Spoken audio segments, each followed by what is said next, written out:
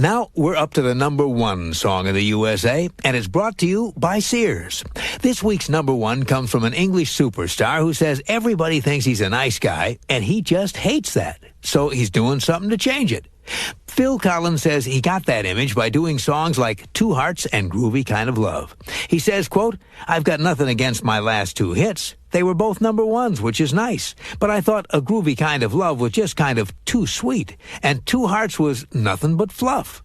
Phil says the bright, cheerful nature of those songs had made people see him as what he calls a nice guy, a chirpy, chappy, cheeky bloke. And Phil says, "That makes me seem like a Cabbage Patch Kid all grown up. But I'm a real person. I'm not a stuffed doll."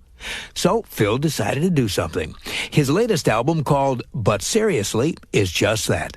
The more serious side of Phil Collins. Songs that have a harder edge. Songs that talk about deeper issues than that last number one he calls fluff, Two Hearts. Phil's particularly proud of his new album's first single, Another Day in Paradise. It deals with a serious social problem. The problem of the homeless. He thinks the song will help to straighten out his image. But more importantly, he hopes to shed light on a very important issue he feels must be addressed. For the past 2 weeks, that more serious side of nice guy Phil Collins has been at the top of our chart. And this week, Phil Collins does it again. For the third week in a row, the number one song in the USA is Another Day in Paradise. I'm Shadoe Stevens, and now we're up to the man whose collected credits go way beyond his fame as a solo star, or even as a member of the supergroup Genesis.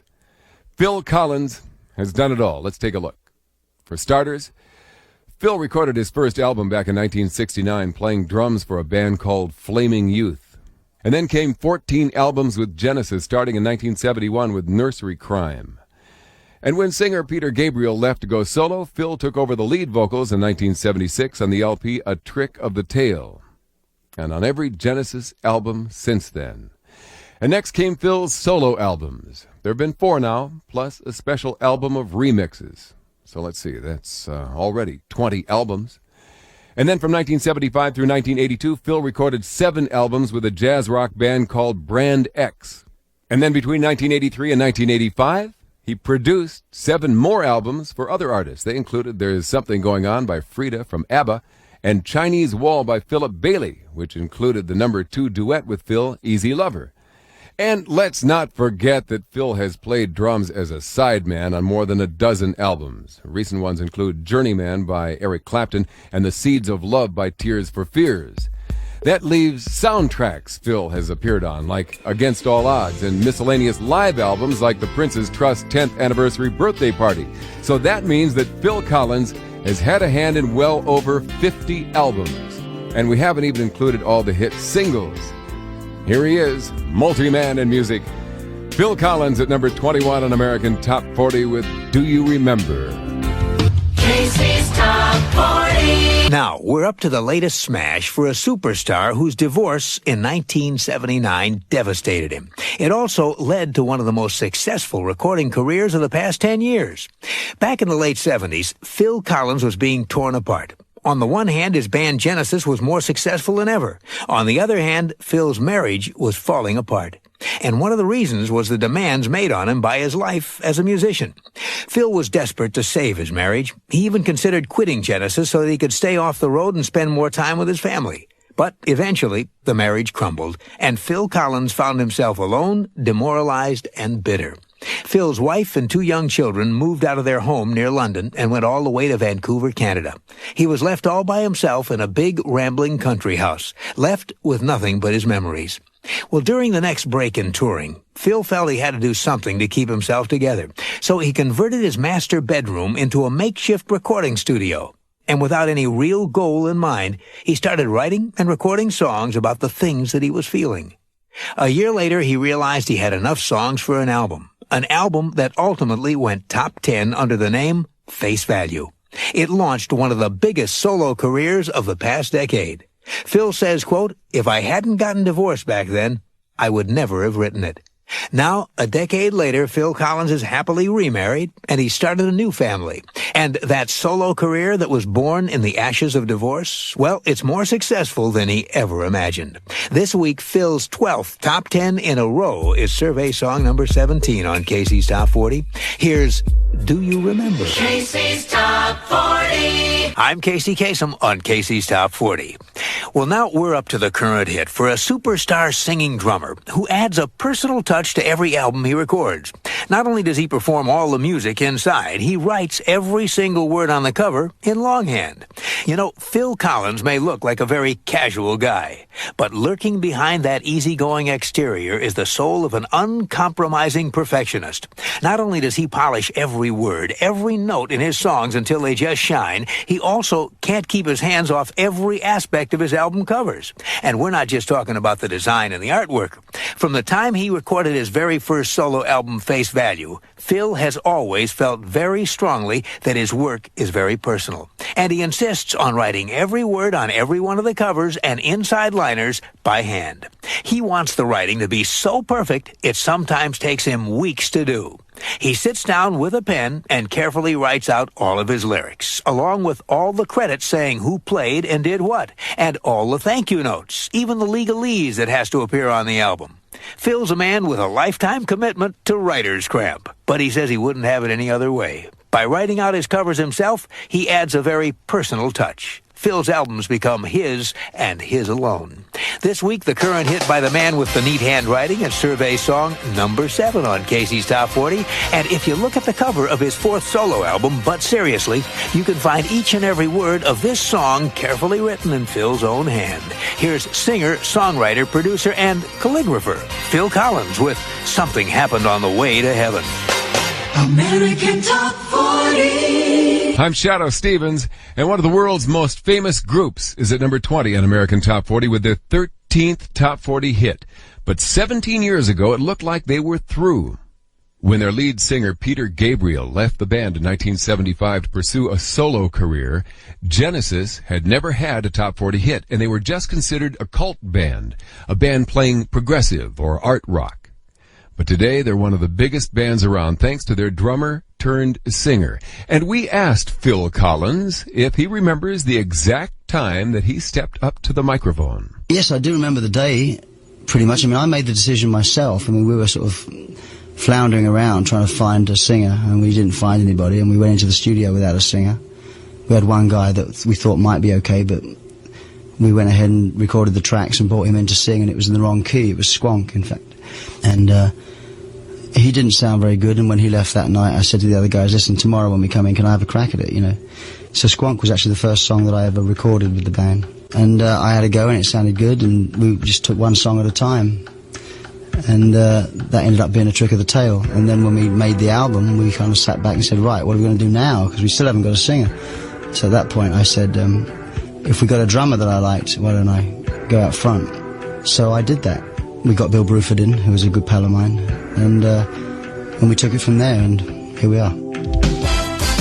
Casey's biggest hit. 2 years ago this week, one of the biggest hits in the USA was by Phil Collins, a superstar who recently performed at a birthday party. A party where he observed that the Queen of England was a pretty good dancer. I'll have details and that big hit after this. Casey's biggest hits. 2 years ago this week, one of the biggest hits in the USA was by Phil Collins, a superstar who recently performed at a birthday party. A party where he observed that the Queen of England was a pretty good dancer. Naturally, it wasn't just any old birthday party. You can't hire Phil Collins to play in your home. Instead, it was a bash for Prince Charles, husband of Lady Di. It was held at Buckingham Palace, and Phil was invited to show up with his band as the featured performer at the party. It was a royal command performance, and while Phil played his hits, many of the royals hit the dance floor. Afterwards, Phil was asked what it was like. He scratched his head and said, well, the Queen's a pretty good dancer. In fact, I'd call her a fine jiver. 2 years ago this week, the musician who inspired the Queen of England to do a fancy step or two had one of the biggest hits in the USA. Casey's Coast to Coast. Well, now we're up to the current hit for Genesis, a group whose lead singer has a part-time job. It's not that Phil Collins actually needs a part-time job. Between his success as a solo singer, a songwriter, and a member of Genesis, he doesn't have much trouble paying the bills. But Phil Collins is also a regular guy, despite his success, who likes to stay in touch with the people he grew up with. And when he's home in Guildford, England, more evenings than not, he can be found at his neighborhood pub working as a bartender. That's right, Phil Collins works as a bartender. He says that in England, keeping a pub is regarded as the best of all possible jobs. The pubs there are very much like the bar in the TV show Cheers, where people don't get together so much to get drunk, but rather to spend an evening with friends. And the bartender gets to make people happy with food and drink. He tells tales all he wants. He listens to people's troubles. It's a life that Phil has always had a dream of living. He says that growing up, he had a couple of uncles who ran pubs, and they seemed like the best guys he knew. And so he heads on down to his local pub in Guildford, where he puts on an apron, serves pints of ale, and chats with a world of friends. Phil also says that someday he'd like to open his own pub. But not for a while. If he opened one now in Guildford, it might affect the business at his old favorite pub. And he's too loyal to do something like that. This week, part-time bartender Phil Collins is singing survey song number 29 on Casey's Top 40. Around the world with a shadow. The Shadow with you. And for his latest solo album, Both Sides, he not only sang, wrote all the songs, and produced, but Phil Collins also played all the instruments. Phil could have brought in friends like Eric Clapton to play, but he says, as soon as you unlock the door and invite someone in, you might as well invite everybody in. This time I did it all myself. These songs are close to my heart, so I thought the more I could do, the better I would express myself. Here's Phil doing it all on Both Sides of the Story at number 15. Casey's Top 40. I'm Casey Kasem. Well, now we're up to the latest top 10 for Phil Collins, a superstar who's getting ready for a year-long around-the-world tour, a tour where his entourage will include 2 teachers, 12 5-year-olds, and their parents. Starting early in 1994, Phil Collins will take off on his first tour in 4 years. A lot has happened to Phil in that time, both professionally and personally. And particularly on the personal side, he's shaping the tour to accommodate those changes. You see, Phil's become a real family man, and there's no way he'd go off for a year-long tour and leave his wife Jill and his 5-year-old daughter Lily Jane at home. He'd be missing a whole year of her life. So Phil's taking them along with him. He figures it'll be great for Lily Jane to see the world at an early age. But he doesn't want her to ignore her education or her friends. So Phil's also bringing along 2 teachers to keep up his daughter's education, and has arranged for 12 of Lily Jane's closest friends to join her at various points in the year-long tour. And since it wouldn't be right to leave their folks at home, Phil's bringing them along too. Now, here's one of the songs Phil is sure to sing as he and his family and friends cross the globe next year. We're counting down now to Both Sides of the Story, a song with a video that not only promotes the song, it offered a helping hand to a dozen homeless New Yorkers. Details coming up. Casey's Coast to Coast.